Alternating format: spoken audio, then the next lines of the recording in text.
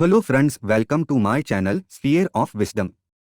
जब भी आपने ट्रेन में ट्रैवल किया होगा तब आपने ऑब्जर्व किया होगा ट्रेन में ऐसी बहुत सी चीजें हैं जिनका हमें नाम तक मालूम नहीं, और किसी चीज का नाम पता भी है तो ये नहीं पता कि उस चीज का क्या यूज है। तो मैं आपको बताऊंगा उन सब के बारे में। आइए शुरू करते हैं। सबसे पहले बात करते हैं रूफ वेंटिलेटर। ट्रेन के डिब्बे की छत पर बड़ी प्लेट जैसा कुछ देखा होगा, लेकिन क्या आप जानते हैं कि प्लेट जैसी दिखने वाली ये चीज क्या है? जब ट्रेन के डिब्बे में यात्रियों की संख्या अधिक हो जाती है तो उसमें ह्यूमिडिटी यानी कि नमी काफी बढ़ जाती है। इसलिए कोच के अंदर की छत पर वेंटिलेशन के लिए वेंटेड प्लेट्स लगाई जाती हैं ताकि कोच के अंदर उठने वाली गर्मी को बाहर निकाला जा सके। और छेद वाली प्लेटें कोच के अंदर छतों पर लगाई जाती हैं जहां से गर्म हवाएं कोच से निकलती हैं।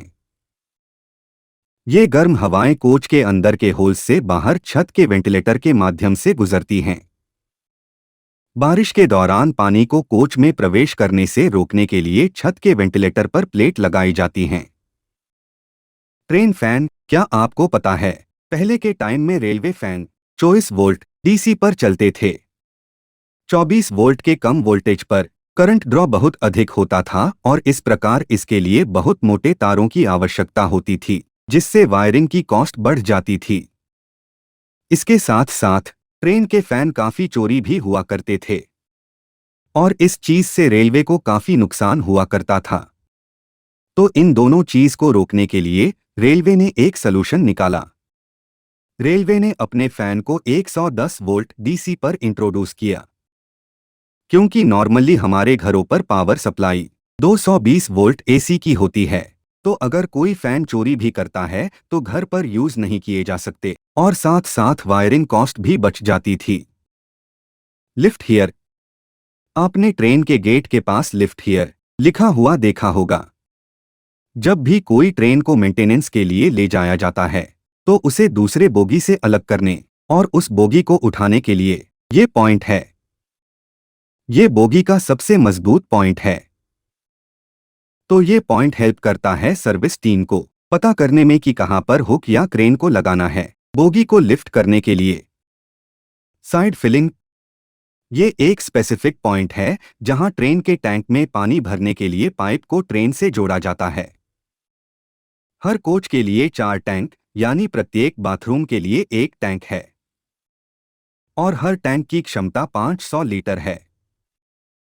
क्योंकि सभी स्टेशन पर रुकने का समय बहुत लिमिटेड होता है, इसलिए ये साइड फिलिंग का इंडिकेशन रेलवेज के लोगों को यह पता लगाने में मदद करता है कि पाइप को कहां से जोड़ा जाए और बिना ज्यादा देरी के टैंक को भर सके।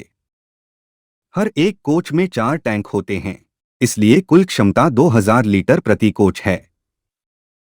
ट्रैवल के बीच में एक कोच को भरने के लिए लगभग 3 से 4 मिनट का समय लगता है, जबकि शंटिंग के दौरान या ट्रेन के स्टार्ट होने से पहले कोच को भरने के लिए 15 से 20 मिनट के बीच का समय लगता है। Type of toilet. Open discharge toilet. ये सबसे पुरानी टाइप ऑफ टॉयलेट है जहां सभी कचरे को पटरियों पर फेंक दिया जाता था।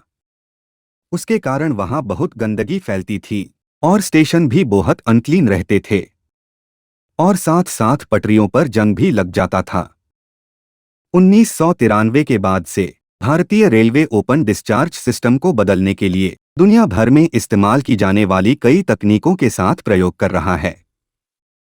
और रेलवे ने इंट्रोड्यूस किया वैक्यूम बेस्ड टॉयलेट, जिसे कंट्रोल डिस्चार्ज टॉयलेट कहा गया।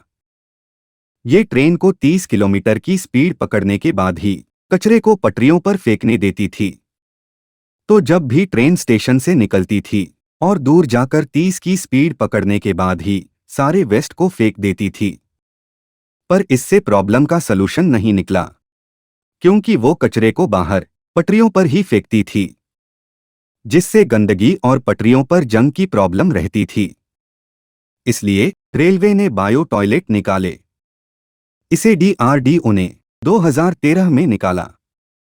ये एक डीकंपोजिशन बेस्ड टॉयलेट सिस्टम है जो ह्यूमन वेस्ट को डीकंपोज करती है हाई ग्रेड के बैक्टीरिया को यूज करके।